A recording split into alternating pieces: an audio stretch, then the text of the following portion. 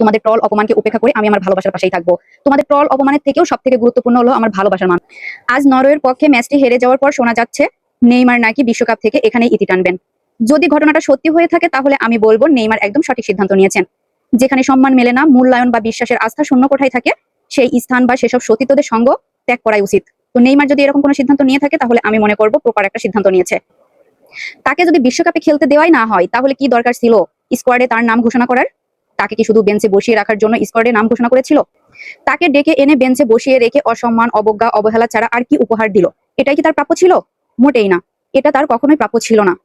দল তাকে মূল্যায়ন করতে জানেনি, কোচ কার্লে আনচেলতি তাকে মূল্যায়ন করতে জানেনি, তাকে শুধু অবহেলা করেছে, তার উপরে বিশ্বাস আস্থা রাখতে পারেনি, যার কারণে ব্রাজিলের আজকে এই পরিণতি হলো।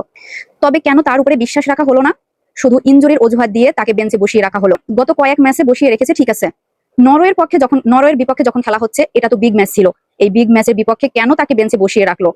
তখন কি কার্লে আনচেলতির উচিত ছিল না নেইমারকে প্রথম থেকেই মাঠে নামানোর? তাহলে হয়তো আমরা অন্যরকম একটা ম্যাচ দেখতে পেতাম। কথাই আছে না, ইগোর কাছে সবকিছু ধ্বংস হয়ে যায়। ইগো যে সবকিছু ধ্বংস করে দেয়, এটা আবারও নতুন করে প্রমাণ করলো কার্লে আনচেলতি। আমাদের প্রিয় নেইমারকে কেন চোখের জলে ভাসিয়ে তার জীবনের বিশ্বকাপ অধ্যায় শেষ করলেন? শেষে যখন নেইমারকে নামালেন, পেনাল্টিতে একটা গোল হলো, সেই গোলটাও কিন্তু ব্রাজিলের হয়ে নেইমারই নিল। শুরু থেকেই যদি নেইমারকে নামাতো তাহলে হয়তো আমরা অন্যরকম একটা ম্যাচ দেখতে পেতাম। বাংলায় একটা কথা আছে না, বউ তোকে ভাত দিব কিনা কিলে বুঝোস না? ঠিক কার্লে আনচেলতির বিষয়টা হয়ে গিয়েছিল এরকমের। নেইমার, তোমাকে বিশ্বকাপ খেলতে দিব কিনা তুমি ব্যবহারে বুঝো না? যদি নেইমারকে বিশ্বকাপ খেলার সুযোগ থেকে বঞ্চিতই করা হবে তাহলে কি দরকার ছিল স্কোয়াডে তার নাম ঘোষণা করার? তাহলে কেন আবেগ নিয়ে খেলা করলেন? ব্রাজিলের আজকে যে হারটা, বিশেষ করে আমি মনে করি সেটা ইগো ও ম্যানেজমেন্টের অভাবেই ঘটেছে। ইগোকে বিসর্জন দিয়ে কার্লে আনচেলতি যদি নেইমারকে মাঠে নামাতেন তাহলে হয়তো আজকের এই হারটা আমাদের দেখতে হতো না। তিনি নেইমারকে এটা বোঝাতে চেয়েছিলেন, নেইমার তুমি বেঞ্চে বসে থাকো আর নিজের চোখেই দেখো, তোমাকে ছাড়াও আমরা ম্যাচ বের করে নিয়ে আসার ক্ষমতা রাখি। এটা কি নেইমারকে অপমান করা নয়? অবহেলা করা নয়? অবিশ্বাস করা নয়? কার্লে আনচেলতির মনে যদি এটাই ছিল তাহলে কি দরকার ছিল ভক্তদের আবেগ নিয়ে খেলা করার? কি মানে? তবে সবশেষে আমি একটা কথাই বলবো, আমাদের নেইমারের চোখের যে আজকে জল, তা প্রত্যেকটা ফ্যানদের হৃদয়কে স্পর্শ করে গিয়েছে, তার ব্যথায় ব্যথিত হয়েছে।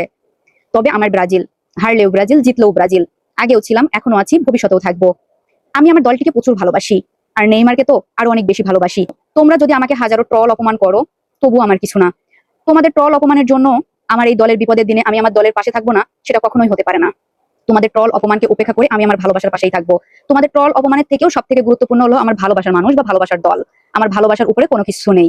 আমার এই ভিডিওটা আপলোডের পর তোমরা অনেকেই ট্রল অপমান করতে পারো, কিন্তু বিশ্বাস করো তাতে আমার কিচ্ছু না। করতে হবে, তার বিপদের দিনে পাশে থাকতে হবে। আমি এরকম কোনো সাপোর্টার না যে আমার দল বিপদে পড়বে আর আমি মুখ লুকিয়ে ঘরে বসে থাকবো শুধুমাত্র ট্রল অপমানের ভয়ে। আমি তার পাশে আগেও ছিলাম, এখনো আছি, ভবিষ্যতেও থাকবো। আর নেইমারের জন্য এই অন্তরের কঠোরের জায়গা সবসময় থাকবে। Best of luck Neymar.